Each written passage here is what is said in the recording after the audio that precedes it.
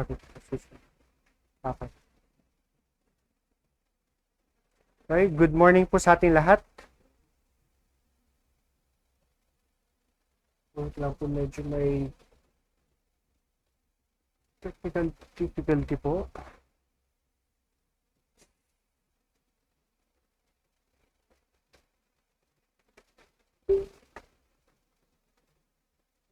So, good morning po ulit sa ating lahat. Kamusta po tayo ngayong linggo? Mainit? According sa news, magpapatuloy pa daw yung init hanggang ngayong May. Walang sinabi naman kung second week, third week, basta sabi hanggang May, tutuloy yung init. Which is, ang advice sa mga tao, stay hydrated, kung hindi man kailangan lumabas, or magbabad sa araw, wag nang ipilit. Kasi, it's really dangerous. Kasi meron yung, I think last week ata yun, it was also Sunday, somewhere north, umabot na sa 53 ang init. So, wow. And meron din yung pinapakita nila sa social media, like there are other places na nakapagprito na sila ng itlog sa ilalim ng araw dahil sa init. Hindi naman dahil gusto nila magpakitang gilas sa cooking skills sila, pero gusto lang nila makita na mainit dito and hindi lang dito sa Pilipinas, sabi nila sa Southeast Asia, other nations like Indonesia, Malaysia, Thailand, iba yung heat index niya. And recently I also went, kinalikot ko yung windy. I looked up online and then nakita yung heat index niya, like Southeast Asia, ang taas sa mga heat index natin, and India also, I think may mga namamatay na. I think sa Philippines naman may namatay na. So it's really advised that everyone, if hindi naman kailangan talaga lumabas, hindi naman talaga kailangan lumabas, wala naman talagang kailangan gawin, just stay indoors, stay hydrated, and if you're on it, why not listen to the word of God? Like we have a bunch of, I think we have a ton of messages on Facebook already. I think no, on YouTube I should say. We have already uploaded a lot of preachings from Pastor Raymond, Pastor Jason, na naka-online, and we could watch that instead of going out and doing, although kung errands you can go there. And but as we move forward, let's come to the Lord muna in prayer. Let's open our message. Our heavenly gracious God, thank you for this wonderful day that you have given us. Thank you for another chance for us to come before you today to listen to your word, and at the same time to study. At the same time, Lord, for us to meditate on your word, Father. Open up our hearts and minds and help us, Father, to comprehend and apply this word in our lives, Father. All these things we ask in Jesus' name we pray. Amen. Okay, so for the past few Sundays, actually for the past 2 Sundays, Pastor Jason talked about connection. He talked about the first Sunday, ano yung nag-speak siya, ano yung message niya? What was it about? Being connected. Like, Pastor Jason gave emphasis on us Christians to be connected. What are the advantages of us being connected to Jesus Christ, and what are the disadvantages when we are disconnected from Jesus Christ. And we really understood, and I hope and pray that we comprehended that being connected with Jesus Christ is our source of, what do you call it? It's our source of strength, and it's one way for us to grow more in faith. Yun yung emphasis ni Pastor Jason. And last Sunday, what was it was a continuation, but what was his focus on? So being connected, and then he was staying connected. He he emphasized on us that if we stay connected, ito yung mga kailangan nating gawin. Ano ba yung mga kailangan nating gawin to stay connected with Jesus Christ, and the same time for us to grow more in the faith. As we stay bonded with Him, with our Christian faith, we learn that hindi lang tayo nag-grow in faith, we also grow mature when it comes to our walk with Jesus Christ, and at the same time, we also sharpen each other, tayo mga kapatiran. Now, I would also like to continue dun sa, sa thought nung message ni Pastor Jason. So, for this Sunday, the title of our message is Sharing the Connection. It's found in John chapter 14, verse 6. But before we go there, actually, nakalimutan ko ilagay niya, pero meron malala ko pag kunyari pupunta tayo sa mga bagong establishments o kaya sa mga restaurants or for example sa bahay ng kaibigan natin. Ano yung unang-unang sineshare sa atin? Ano yung unang-unang sineshare or ano yung unang-unang hinahanap natin sa establishment? For example, punta ka sa isang kainan, tapos after mo maka-order, ano yung tinatanong minsan natin sa waiter or dun sa server or minsan sa bahay ng kaibigan natin? Ano yung tinatanong natin agad? Pwede? Okay. Pero actually, yun. We asked for the password of the Wi-Fi. And we either hinihingi natin yung written password mismo, yung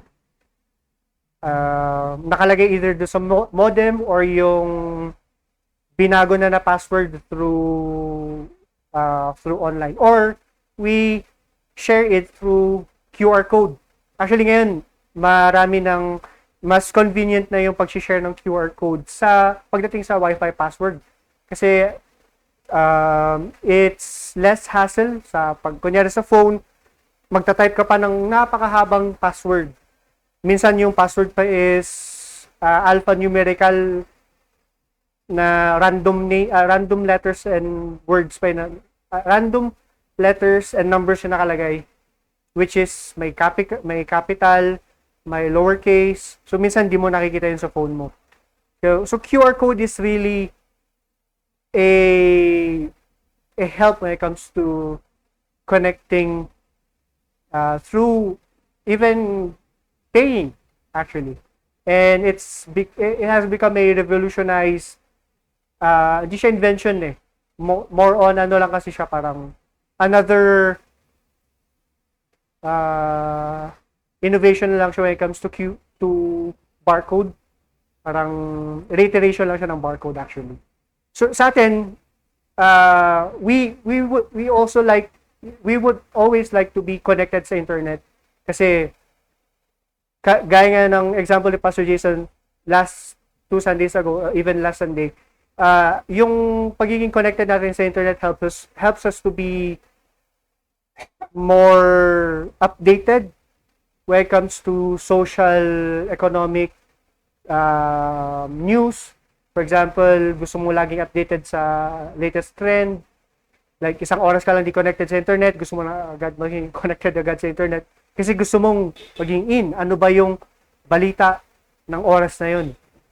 Or yung iba, they use it sa work. Kasi the news that they found on the internet, they make profit out of it. They somehow make news articles out of it, or it depends kung ano yung gagawin nila doon. So, the internet or our connection through the internet is really important, and sharing the connection has become a norm. Sharing Wi-Fi connection password has become the norm. Now, when it comes for us mga Christians, yung sharing the gospel ba has become our norm as well? Naging part ba ng day-to-day basis na rin ba natin sa pagpasok natin, pag interact natin with other people? Has it become a norm for us na parang pag-share ng Wi-Fi password? So for this Sunday, let's dive into sharing the connection. So the connection that we have with Christ is truly essential. Without our link to Him, we are nothing. Our very strength limits us on what we can accomplish, especially without Him. That is actually true. Although before, nung hindi pa tayo nakakilala kay Lord, akala natin yung kalakasan natin, ito yung makakadala sa atin kahit saan. We think that we can accomplish everything with our own strength, with our own mind, with our own wisdom. We can accomplish everything. Now that we have created a bond with Jesus Christ, we have created a relationship with Him, we found out that our strength, our wisdom, our knowledge is limited. And without Him, hindi niya, what do they call this? Without Him, we already know na malilimita yung galaw natin. Although we can accomplish a lot of things, but somehow it's not much if meron tayong, if God provides the strength for us, or if we trusted everything back to Him. And through the connection that we have with Him, ano yung unlimited supply ng tubig, parang kunyari humingi ka ng tubig, and the only connection that you have that is the unlimited source, alam mo kay, is Jesus Christ. You connect through Him, and without yung ultimate source, yung unlimited source ng water sa Kanya, you know na hindi mo madidiligan yung mga halaman mo, hindi ka makakaligo, hindi ka makakalaba, and without Him, you know that you can't do anything. Kung ano lang yung makakaya lang ng sarili mo. So para ganun yung connection natin with Jesus Christ. He supplies us with everything that we need, not just for the day, but actually He sustains us every day. And I hope we get to realize that every day, that we get to appreciate the connection that we have to Him, and we get to savor yung connection natin sa Kanya. And let's continue. Building a relationship and maintaining, ito yung last Sunday's message ni Pastor Jason. Building a relationship and maintaining a beautiful relationship with Jesus Christ encourages us to be of use to Him.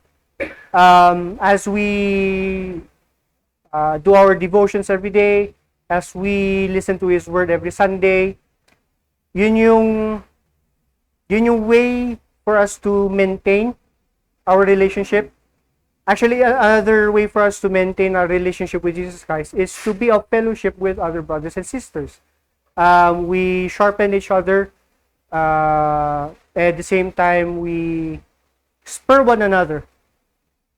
In that way, we help mga kapatiran natin grow more. At the same time, we help our brothers and sisters to hindi yung nakita mo yung kapatiran mo na naghihirap pero you have the resources pero di mo siya tinulungan. Hindi yung ganun. Pero what I'm talking about is you help him to be connected more with God, in a sense that you help him to rely more on Jesus Christ rather than on relying on his strength.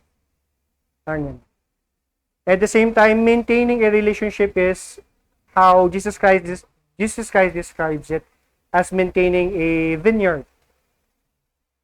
Yung mga unnecessary things na we think are important, He actually cuts it off. And it's difficult kasi we think it's important. But on Jesus Christ's eyes, no, it's not. Kailangan mong alisin yun. Yun yung pinuprune niya tayo. And that's one way for us to maintain a healthy relationship with Jesus Christ. To cut off any sin, to cut off any unnecessary activities that is not essential for us in our growth. And parang sa ano rin, sa connection natin sa Wi-Fi, pag marami ka ng cache sa, for example, sa phone mo, or pag marami ka ng cache sa PC mo, di ba, napapansin nyo na medyo bumabagal yung connection mo? Parang sa sobrang dami ng binisita mong site na inaccept mo all yung cookies, dumami yung cache or yung backlog na memory ng internet mo. So for you to fully appreciate your internet speed, you delete the cache. You remove all the unnecessary the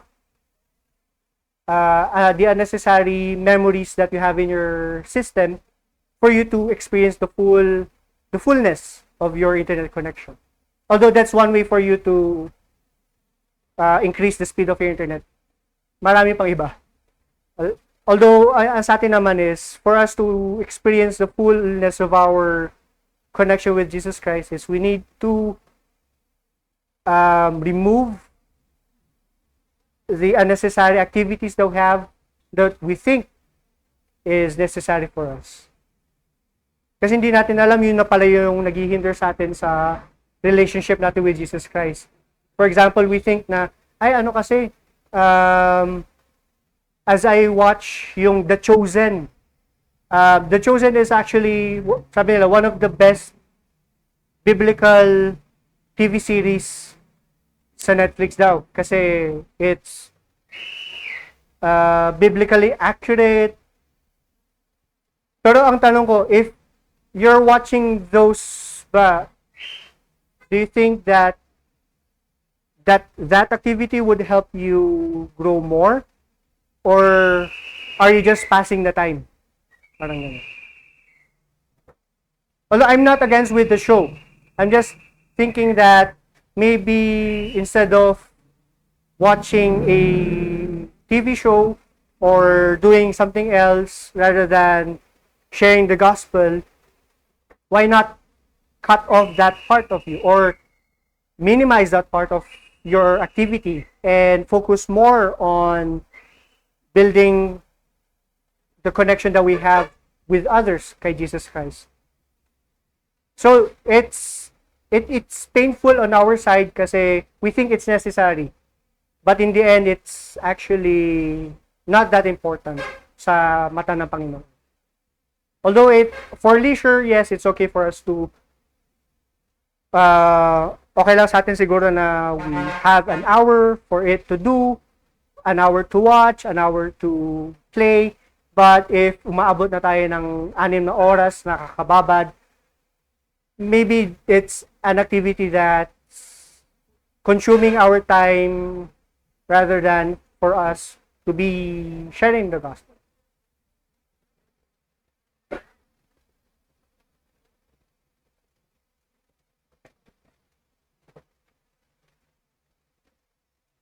Now, as we grow in faith in God, we are also moved to share the bond that we have. As new creations, sharing our connection to others is our primary objective. As Matthew 24 have said to us that the Great Commission has already been given to us that we need to share the gospel to everyone, to every nation, to at the same time for them to be baptized and to become disciples as well. That's our primary objective our primary objective is to share the gospel, for us to expand the connection. So like for example in your tasks every day, you yun nilalagay mo yung numerical order kung ano yung una mong priorities, di ba? Ay, unahin ko munang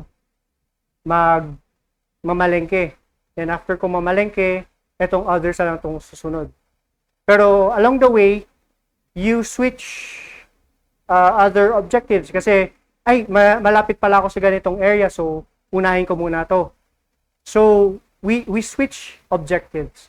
But when it comes to our primary objective in sharing the gospel, actually hindi dapat siya nasa-switch. Unlike our objectives in life na this is urgent right now, I can switch it up. Pwedeng i-sideline ko muna to. Pero in our daily walk or our growth in faith, sharing the gospel should not be sidelined. It's always and should be our primary objective. Hindi dahil, hindi, kasi kulang pa ako sa experience na mag-share ng gospel, sideline ko lang siya.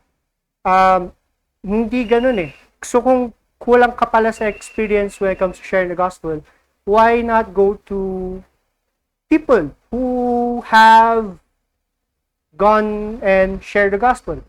Like for example, kay Pastor Jason, kay Pastor Raymond, they are always offering their time and their experience when it comes to sharing the gospel.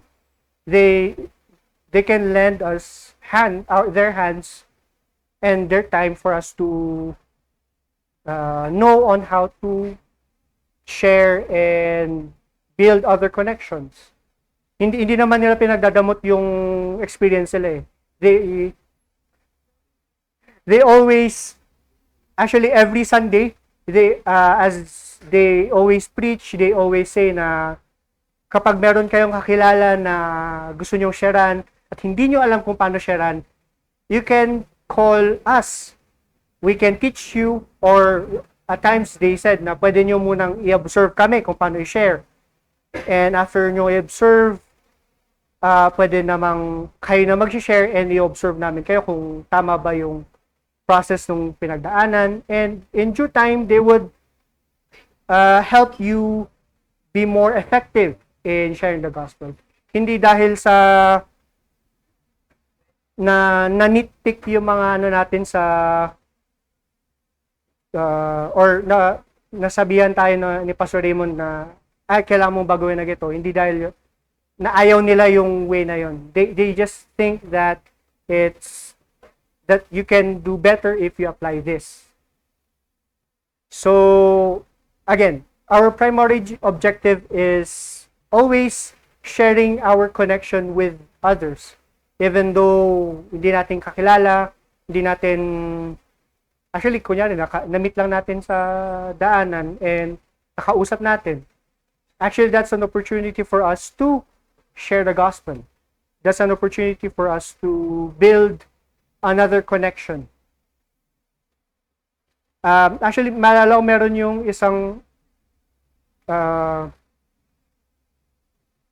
advice nung HR namin sa dati kong work. Sabi niya, through her life,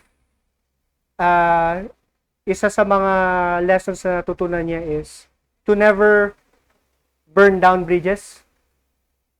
Although yes, may mga instances na may mamimit tayo na tao na kakainisan natin, or at times, for example, sa social media, they're toxic, and you see them in online always spouting negativity, ganon. It's not although we can cut off the communication, pero actually it's parang ang pangit nung way na ganun, like you disconnected your connection with other people. It's actually a loss that you burned down that bridge. Malay mo ikaw na yung pinapadala ni Lord for that person to get to know Jesus Christ, for you to share the gospel to that person. So never burn down bridges if they are negative people, if they are hard to work with. Maybe start by praying for them. Not yung prayer na Lord kunin mo na siya. Hindi yun na. Yung prayer na Lord, how can I help this person? Every day, pagpasok ko sa work, nakikita ko siya and then puro mura na lang yung na dadatnan ko sa kanya. Or every day, pagkakamustahin ko siya, lagi na lang salubong yung kilay niya. So, Lord, how can I be of help to that person? How can I share the gospel to that person? Or baka ganun nga naman yung kilay niya, parang si Will Poulter yung sa Hollywood na yung actor na salubong lang talaga yung kilay, pero technically, ganun lang talaga yung kilay niya. Pero, it's because our selfish nature na nabablindside tayo sa mga na hindi natin na-share yung mga ganang taon. Nakikita lang natin yung need natin na gusto ko lang sumahod, gusto ko lang gawin yung trabaho ko and makauwi na. Etong taong to hindi to importante sa akin. But for us Christians, that is actually a waste of opportunity. The reason why we are being placed in certain areas in life is because God wants us to share the gospel, to expand the connection, to be of use to Him. Hindi dahil gusto mo lang sumahod at mag-survive sa isang buwan. Although, kung yun lang yung mentality natin, actually mababaw, it means that we have no trust in our God. Yes, we have work God provided us work so God could sustain us. But the primary objective for us, why we are being placed on certain areas, is because God is using us to be a beacon of light, to be someone who would share the gospel to people who are lost. So let's not be blindsided by our selfishness. Let's actually let's pray every day to remove our selfish attitude and replace it with a Christ-like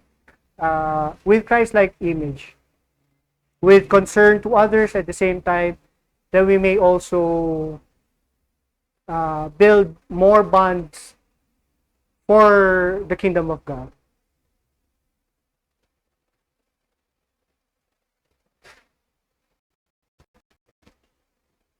So in this way, we let them experience the source of everything. Do you believe that Jesus Christ, or that God is the source of everything? That He is the source of that He sustains us every day, that He gives us all that we need, not just for today, but for the rest of our lives. Amen. Thank you for Pastor Jason.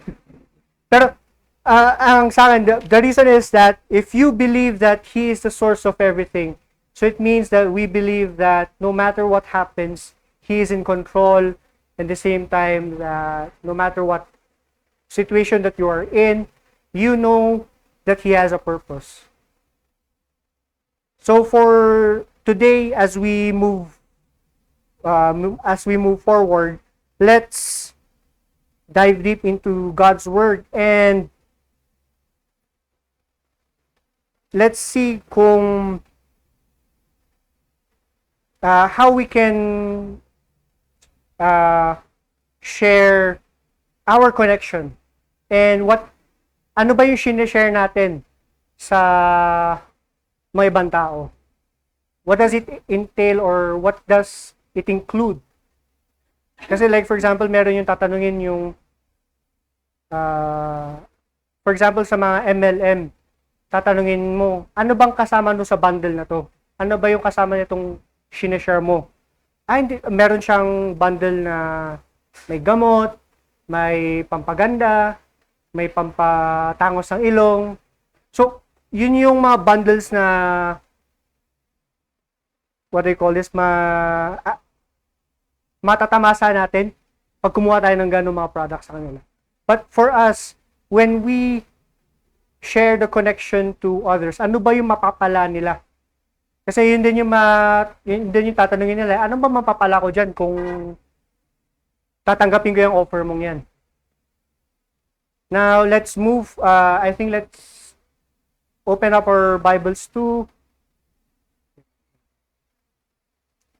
let's open up our Bibles John chapter 14 verse 6. Now, Jesus Christ is talking here, and the context here is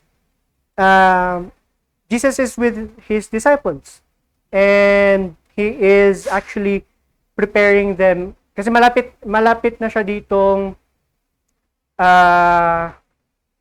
maaresto. So in this part, he is trying to comfort the disciples.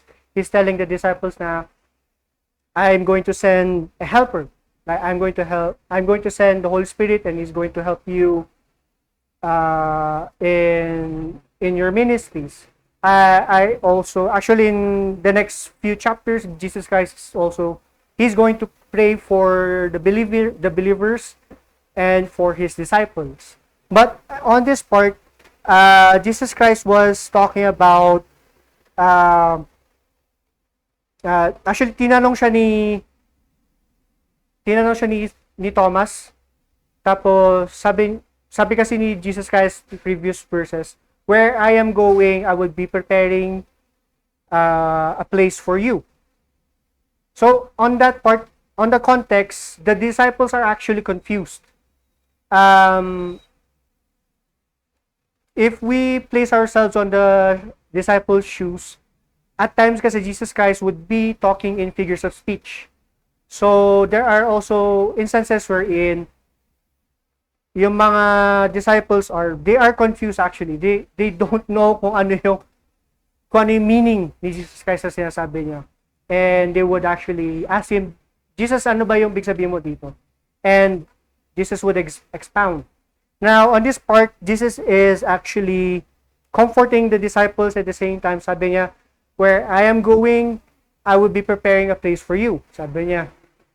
And Thomas said, Lord, saan ka ba pupunta? Like, ang isip siguro ni Thomas, magta-travel ka ba, Lord, sa malayo? And hindi ba namin alam tong place na to? But Jesus Christ answered, actually, sabi niya, I am the way, the truth, and the life. Nobody can come. I don't want to be... Sabi niya dito, Jesus answered, I am the way, and the truth, and the life. No one comes to the Father except through me.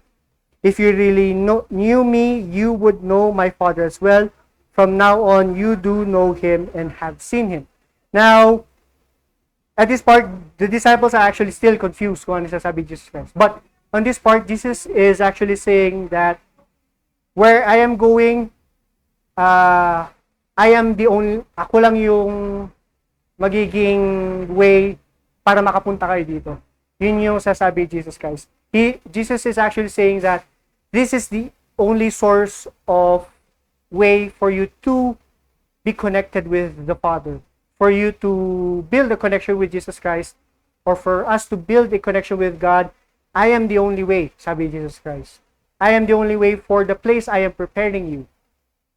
Although, Thomas maybe, siguro inisip Thomas, parang, ang cryptic pa rin sabi mo, Lord, parang hindi ko na-gets Pero for us Christians today, it's as we expound on what Jesus has said, yun yung sinasabi ni Jesus Christ Sabi niya, I am the only source for you so that you would know the Father. And for you to appreciate at the same time to celebrate with me in the future. Ako lang yung only way papunta dun. There's no other way. I am the way, the truth, and the life. So those three things, yun yung sasabi Jesus Christ na the only things that we are actually looking for in life. That those three is, as Jesus said, He is the only source that He can provide, the only way, the only truth, and the only life that we need for us to have that special connection with God. Now, as we move forward, so kung siya lang pala yung source ng everything, so yung sinashare actually natin sa mga ibang tao, as we share the connection with Jesus Christ, we are first and foremost, we are sharing our life source. Yun yung first makita natin sa verse. Actually, yun din sasabi ni Jesus Christ in His life here in the world, that He, or the Father is only, He is only, He is the connection that we need for the life source. For example, sa hospital, yung life source or life support na makikita natin doon is usually a machine that once you plug it out, actually mawawala na yung mawawala na ng buhay yung nakakabit doon. Now for us, we actually don't need any apparatus. We actually just need Jesus Christ. We need, hindi ko naman sinasabi na parang kailangan natin magkabit ng mga any apparatus for us to live in eternity. But the life that Jesus Christ is talking about here is our eternal life as we move forward in life. Itong flesh na katawan natin, this would deteriorate. And as soon as we move forward or as soon as we reach heaven, there's only one or either two destinations. If you receive Jesus Christ as your Lord and Savior, and you know that you received Him, you would go to eternal life. But when you did not decide to receive the Lord Jesus Christ as our Lord and Savior, we know that our destination would be eternal damnation. So those are the two only destinations that we would go when we die. Now, Jesus Christ is saying here that if we want to fully appreciate life, at the same time for us to fully live our lives, we should hold on to the source of the source of life, which is Him. Now in John chapter 1 verses 1 to 5, it says here, in the beginning was the Word, and the Word was with God, and the Word was God. He was with God in the beginning. Through Him all things were made. Without Him nothing was made that has been made. In Him was life, and that life was the light of men. The light shines in the darkness, but the darkness has not understood it. Now, in this part, the Apostle John is saying that Jesus Christ, or the Word, has been with God since the beginning. And since He is in the beginning, and kasama niya si God, He is also God. Actually, dito natin makita yung complexity, at the same time the beauty of the Trinity, that Jesus Christ, the Holy Spirit, and God are one, but still they are different. And at the same time, they are here since the beginning. But as we move forward, it says here that in Him, in God, we can find life. So parang inisip natin, hindi ba life yung na-experience natin ngayon? Parang medyo confusing ata yun, Kuya Dave. Kasi parang humihinga naman ako ngayon. I feel alive naman ngayon. Does this mean that I'm not alive? The life that we are talking about here is our spiritual life. Since we were born because of our sins, we are already spiritually dead. Now, the life that I'm talking about here, or the life source that we are talking about here, is our spiritual life. It's not that our physical life is already withered, is already dead. It's because our spiritual life, since wala tayong relationship kay Jesus Christ, patay yung kaluluwa natin nung panahon na yun. But when someone shared the gospel to us, someone shared their life source to us. And this life source is actually coming from Jesus Christ. And from that time, nabuhay yung kaluluwa natin.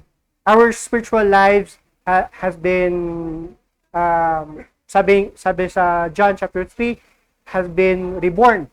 We have been born again.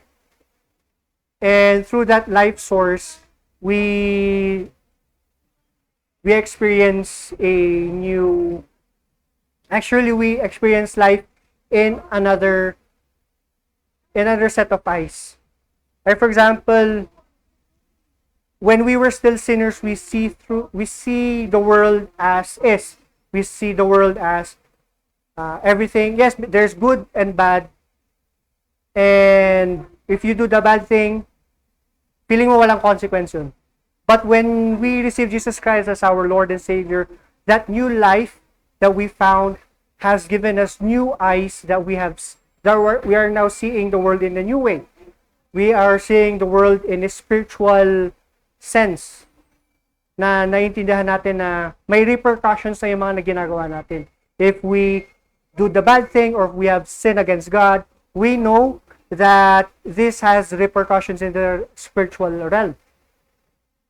Now we understand life, or the giver of life, na bakit na tayo binuhay muli, kasi He wants us to experience a life with Him, wherein we can be born of, that we can experience Him more in a spiritual level.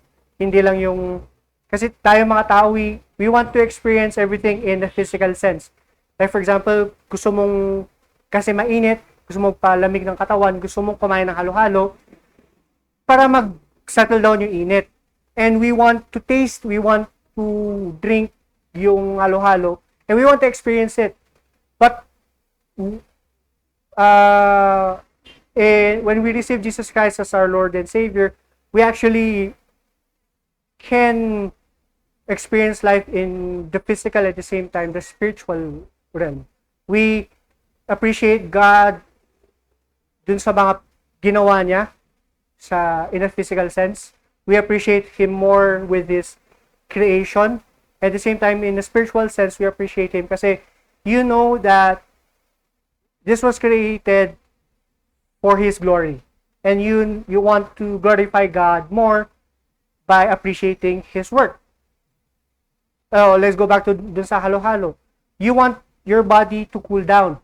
You order the halo-halo, and then at the same time, you appreciate the halo-halo not just because nagpalamig siya ng katawan.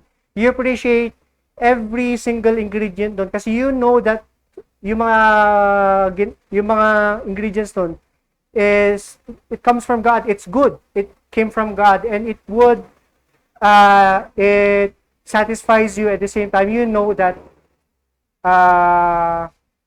you would be more of use of God after you eat that. So, hindi lang natin nakita yung mundo in a more physical realm. We see God, or we see everyone in a more spiritual sense. Now in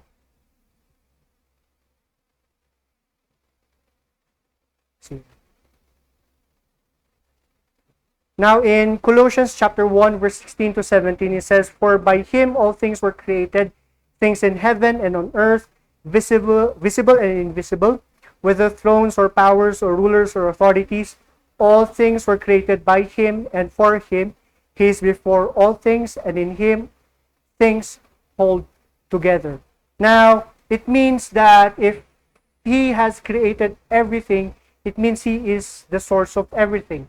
He, kung nakikita man natin to, hindi natin nakikita, or even the government that we are experiencing right now, the authorities that we have here, He placed them there for a reason. And if He placed them there for a reason,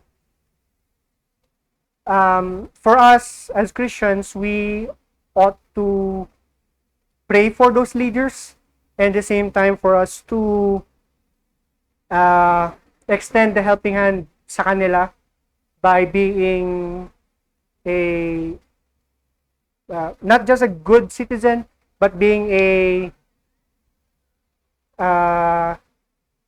Bible-believing Christian who knows that God has a purpose for them.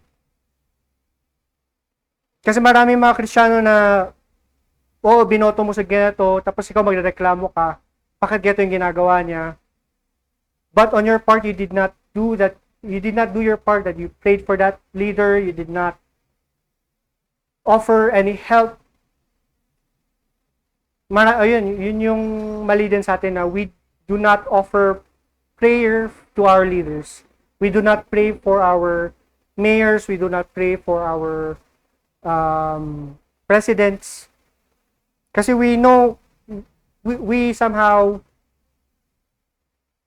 we forget that God placed them there for a reason. So, para sasabihin niya, so Kuya Dave, so nilagay itong presidente na to dito kasi gusto niya lang mag-suffer tayo? No. The reason why God placed that certain person in power is because He is actually teaching us something. At the same time, we need to be more aware that what we do in the physical realm is also tumatawid din siya in a more spiritual sense. That everything that we do here in the world affects our spiritual lives as well. Even the people that we place in government seats, hindi lang siya dahil right ko as Pilipino boboto ka ng hindi pinag-isipan.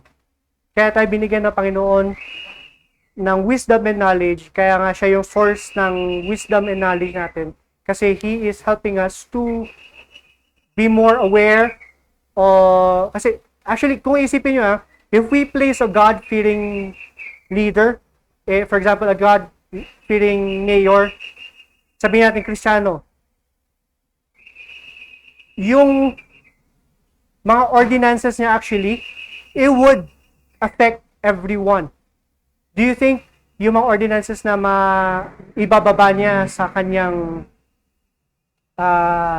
seat would just benefit the city? Actually, it would benefit the city, the church, and actually he would place his counsel on God's word, because he knows that he has a bigger responsibility dahil ako po siya sa mataas na posisyon.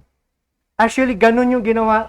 Let me just give this an example. For example, in Manny Pacquiao, he used actually his Senate seat as an opportunity to share the gospel.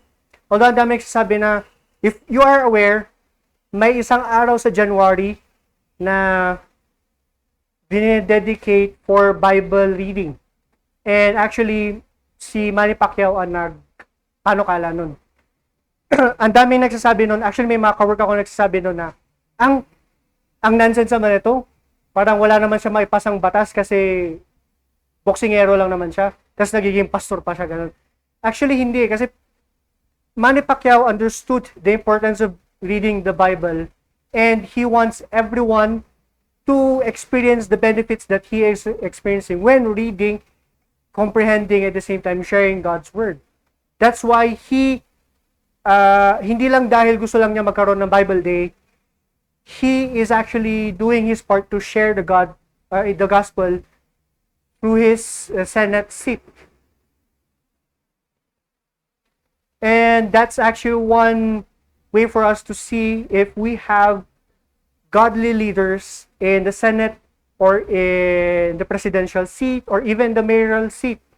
That is one way for us to experience God's glory at the same time to be more of use for His gospel. Hindi dahil, gusto lang nila magpasikat, kaya nila ginawa nitong, nagkaroon sila ng Bible-believing day. I don't know the specific day. It's not that.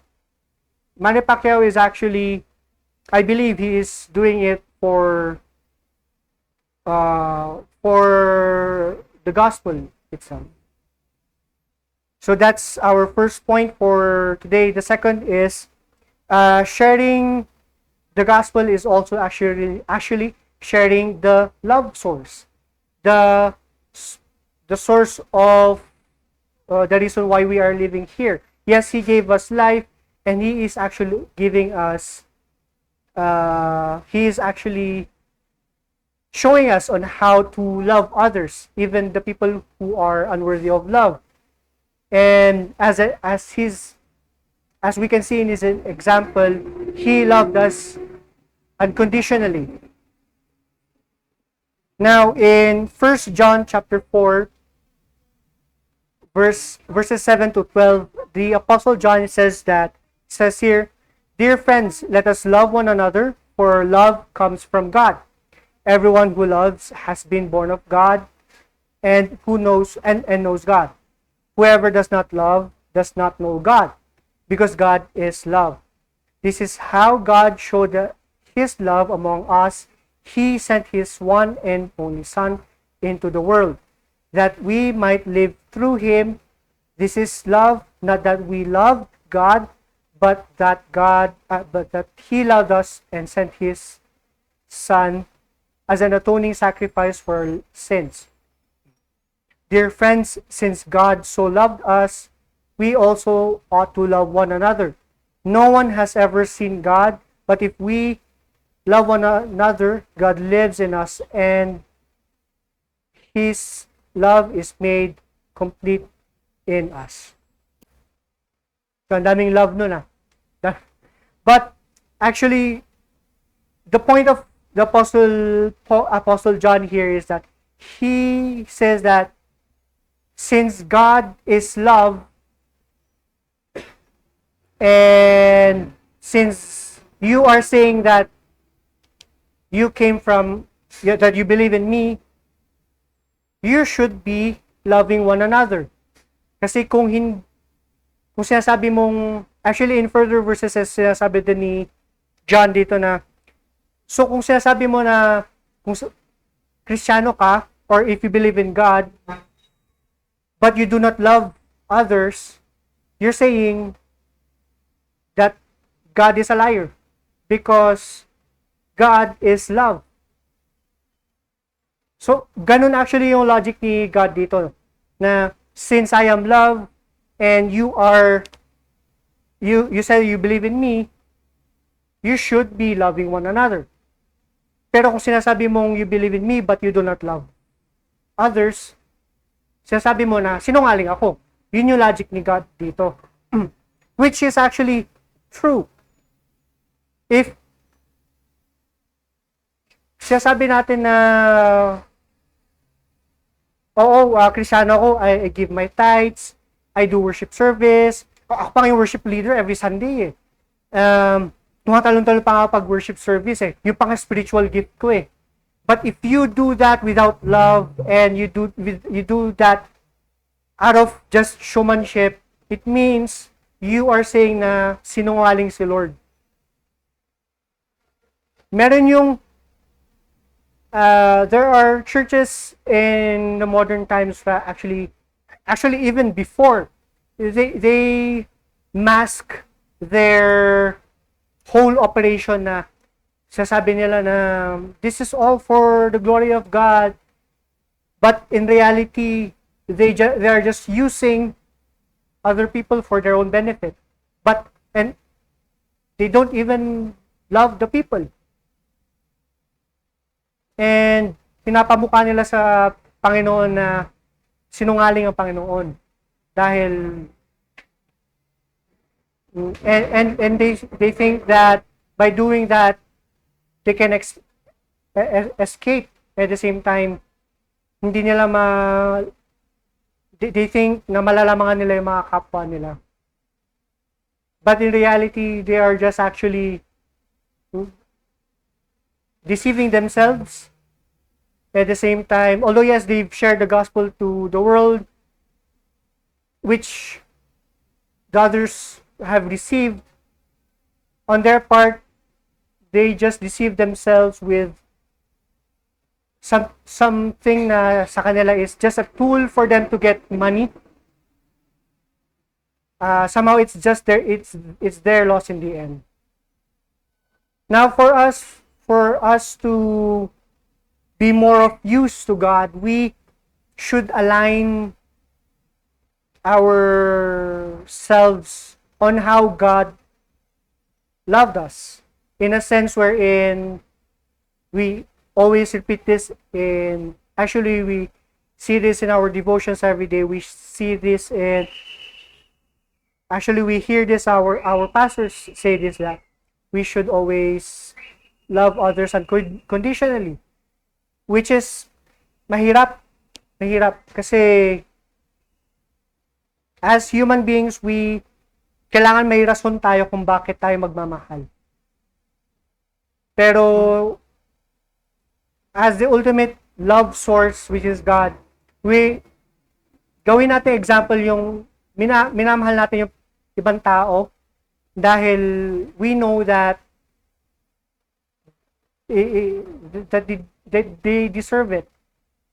And no more, no less. Sila na lang bahala kung accept nila yung pag-ibig ng Panginoon or they would reject it. Now, on the next part, in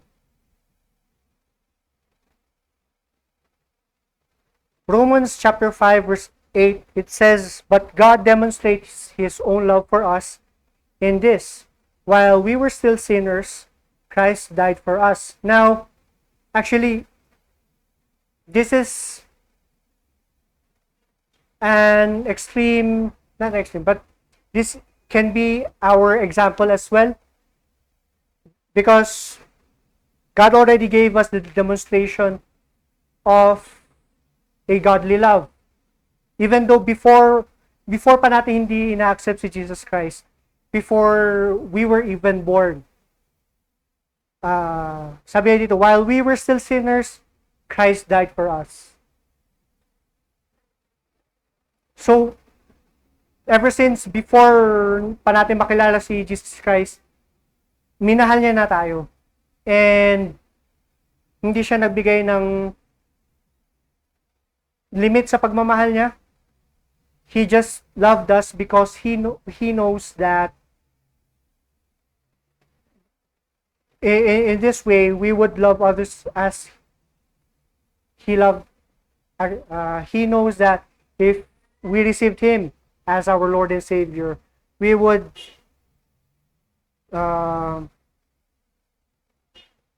do as he did, parang ganun.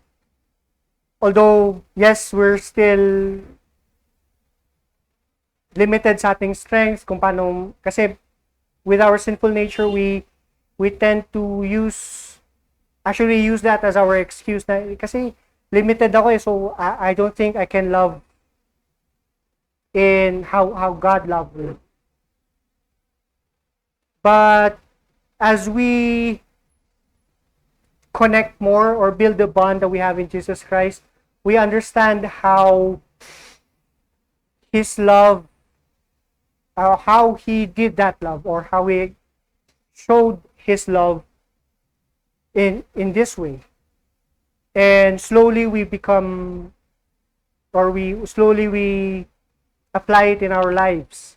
And we share the gospel to others. We share the love that we've experienced to others.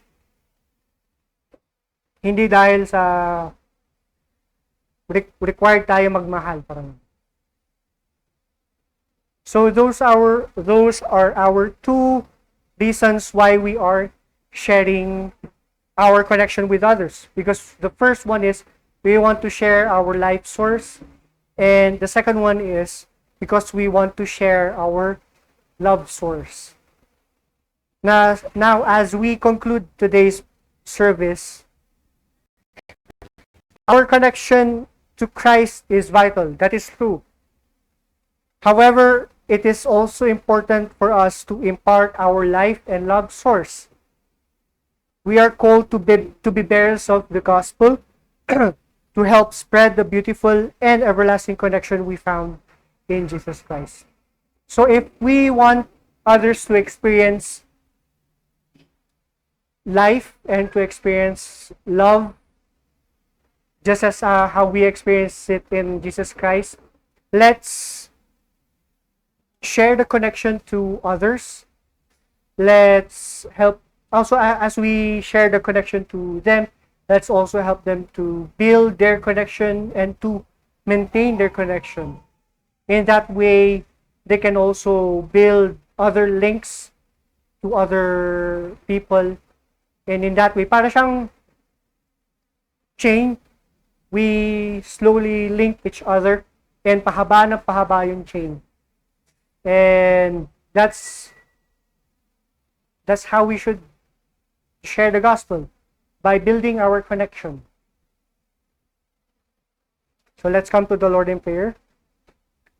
Our heavenly gracious God, thank you for the message that you have given us for today. Help us to be of use of you, Father.